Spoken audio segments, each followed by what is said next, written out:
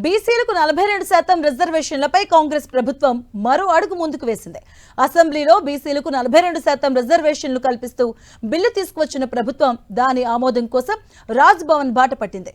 బిల్లుకు ఆమోదం తెలపాలని గవర్నర్పై ఒత్తిడి పెంచింది.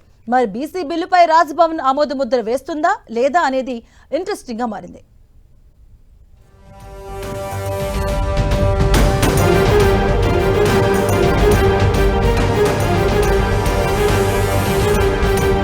బీసీ రిజర్వేషన్ల అంశం తెలంగాణ రాజకీయాల్లో హాట్ టాపిక్ గా మారింది. లోకల్ బాడీ ఎన్నికల్లో బీసీలకు 42% రిజర్వేషన్లు కల్పిస్తామని హామీ ఇచ్చిన సీఎం రేవంత్ రెడ్డి అందుకు అన్ని అస్త్రాలు ఉపయోగిస్తున్నారు. ఇప్పటికే గవర్నర్కు ఆర్డినెన్స్, బీసీ రిజర్వేషన్ బిల్లును రాష్ట్రపతికి పంపించారు.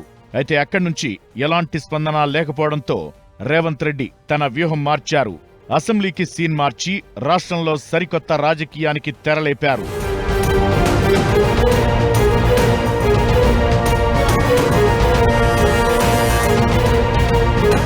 బీసీ రిజర్వేషన్లపై అటు బీజేపీ, బీఆర్ఎస్లను ఏకకాలంలో టార్గెట్ చేస్తున్నారు సీఎం రేవంత్ రెడ్డి.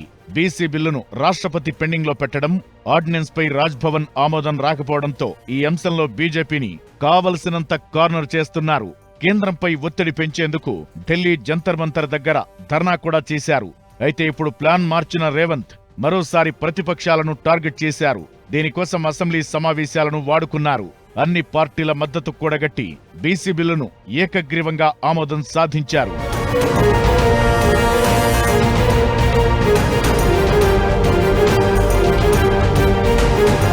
బీసీ రిజర్వేషన్లకు అడ్డంకిగా ఉన్న పంచాయతీరాజ్ చట్ట సవరణపై ప్రత్యేకంగా బిల్లును తీసుకొచ్చింది కాంగ్రెస్ సర్కార్.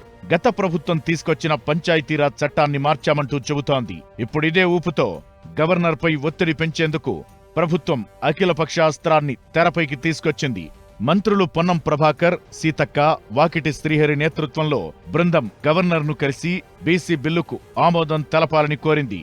మొత్తానికి బీసీ రిజర్వేషన్ బిల్లు ఎటూ తేల్చకుండా నాంచుతున్న బీజేపీని టార్గెట్ చేస్తున్న కాంగ్రెస్ ప్రభుత్వం రాజ్ భవన్ సెంట్రిక్ గా రాజకీయం చేస్తోంది. మరి ఈ ఫార్ములా కాంగ్రెస్ ప్రభుత్వానికి ఎలా వర్కౌట్ అవుతుందో చూడాలి.